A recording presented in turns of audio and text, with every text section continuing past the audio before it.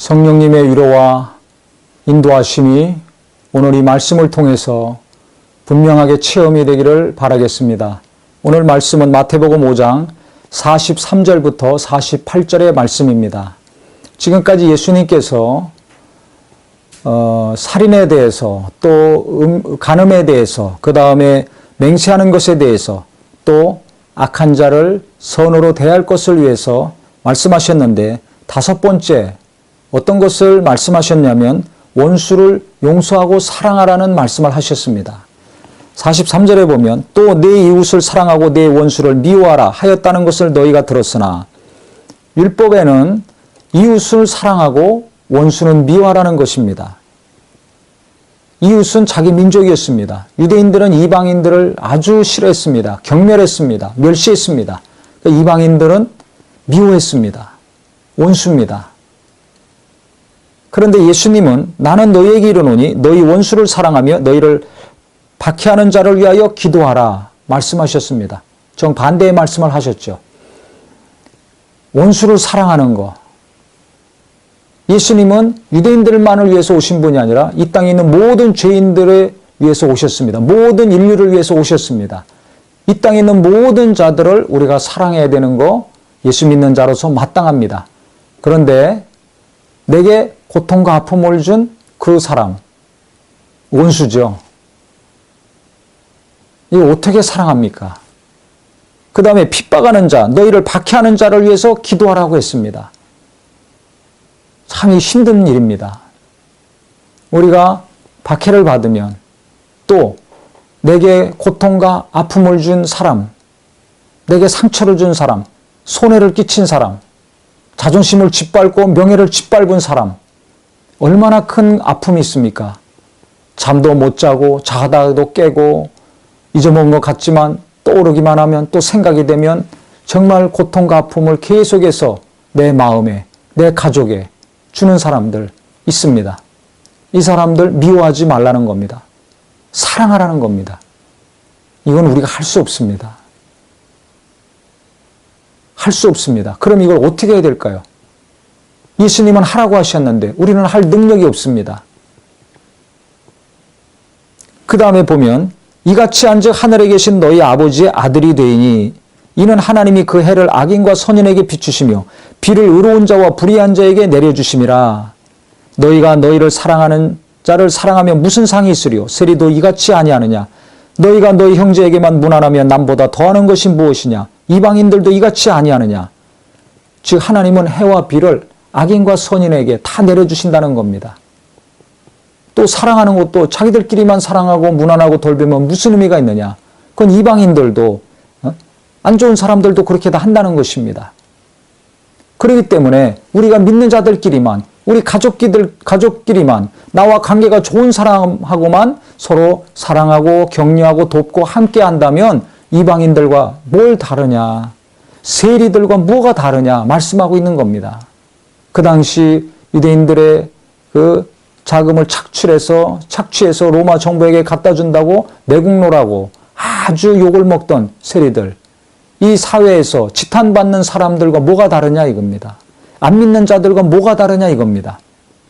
우리는 나하고 관계가 조금 안 좋아지면 내게 어떤 고통과 아픔과 손해를 준 사람은 관계를 끊으려고 합니다. 그 다음에 그 사람 비방하고 원망합니다. 그 사람 때문에 그 일 때문에 계속 가슴 아파하고 괴로워하지 않습니까? 이럴 때 어떻게 해야 될까요? 예수님을 깊이 생각해야 됩니다. 원수를 사랑하는 거, 그 다음에 구원받지 못한 자들을 사랑하는 거, 그 다음에 내게 핍박하고 믿음 생활하고 신앙생활 하는데 박해하고 고통과 아픔을 주는 사람들 위해서 기도하는 거, 예수님을 생각하고 기도할 때 이 마음이 이루어집니다. 이 말씀이 우리에게 이루어집니다. 예수님은 우리가 원수되었을 때 하나님과의 관계에서 원수되었을 때 왜 원수입니까? 마귀에게 속해 있다고 주님은 말씀하셨어요. 요한복음 8장 44절에 너희는 너희 아비 마귀에게서 났으니 그랬습니다. 우리가 예수 믿기 이전에는 영적으로 마귀에게 속한 자였습니다. 마귀의 자녀식이었는데 예수 믿는 믿음을 통해서 하나님의 자녀로 신분이 바뀐 거 아닙니까? 우리가 하나님 앞에서 하나님과 원수되었을 때, 우리가 가장 연약할 때, 우리가 죄인이었을 때 그리스도께서 이 땅에 오셔서 죽으시고 피 흘리심으로 하나님께서 우리에 대한 자기의 사랑을 확증하셨다고 로마서 5장 말씀하고 있습니다. 그렇기 때문에 예수님이 내가 죄인이었고 아직 내가 하나님과 원수되어 있었고 내가 가장 약할 때 죄를 지을 수밖에 없는 자였을 때 주님께서 내 죄를 담당하시고 대신 죽으시고 나를 살려주신 것이죠. 주님이 나를 용서해 주셨습니다. 주님이 나를 사랑해 주셨습니다. 하나님의 사랑이 예수님의 이 희생을 통해서 증명이 됐습니다. 이것을 알게 하시는 분이 바로 성령입니다. 그래서 예수 믿는 자들이 성령으로 말미암아 이 예수님의 대속의 은혜와 사랑을 깊이 강력하게 체험했을 때 누군가를 용서하고 사랑할 수 있습니다.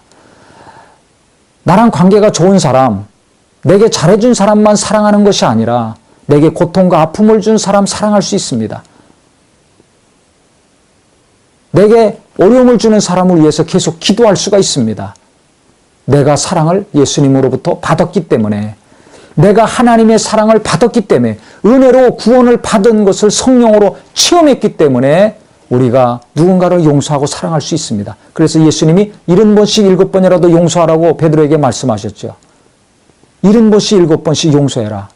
왜 그렇습니까? 주님이 우리를 용서해 주셨기 때문에 아무 대가 없이 주님이 우리의 죄를 담당하시고 놀라운 대가를 지불하시고 구원을 베풀어 주셨기 때문에 우리도 누군가 우리에게 죄 지은 사람 용서하라는 것입니다. 그래서 주기도문에도 말씀해 주셨죠. 너희는 이렇게 기도하라 하시고서 우리가 우리에게 죄 지은 자를 사하여 준 것 같이 우리 죄를 사하여 주옵소서. 우리가 날마다 죄 짓습니다. 그거 용서해 달라고 기도하는데 그것이 언제 용서가 되는가? 누군가 우리에게 지은 죄를 내가 용서할 때, 내게 고통과 아픔과 손해와 많은 절망을 준 사람, 그 사람을 용서할 때 내가 죄 용서함을 받는다는 것입니다. 만약에 우리가 그 사람들의 죄를, 내게 죄 지은 자의 죄를 용서하지 않는다면 하나님은 우리의 죄를 용서 안 하신다는 겁니다. 그래서 주기도문에 보면 그 다음에 반복해서 그 문제를 분명하게 다루고 있습니다.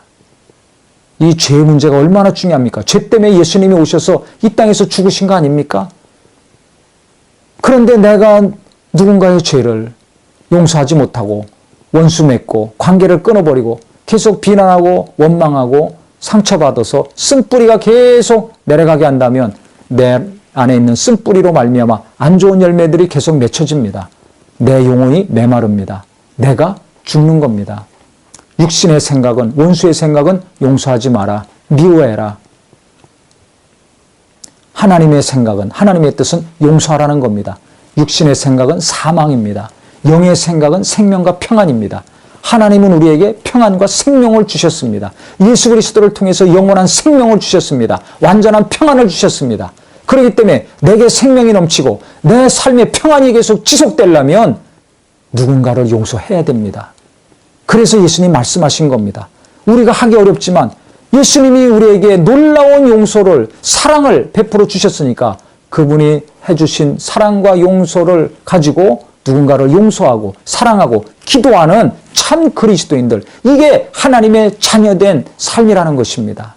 그래서 우리가 가슴 아파하지 말고 계속 괴로워만 하지 말고 그 사람 미워하고 원망만 할 것이 아니라 오늘부터 진실한 기도, 나도 용서받았는데 내가 죄인이었을 때 주님이 내 죄를 담당하시고 나를 구원해 주셨으니 나도 그 사람을 용서해야 되겠구나. 기도하고 주님 말씀 묵상하면서 계속 기도한다면 성령께서 감동하시고 그 사람이 긍휼히 여겨지고 불쌍히 여겨질 겁니다. 그럴 때 우리가 용서할 수 있습니다.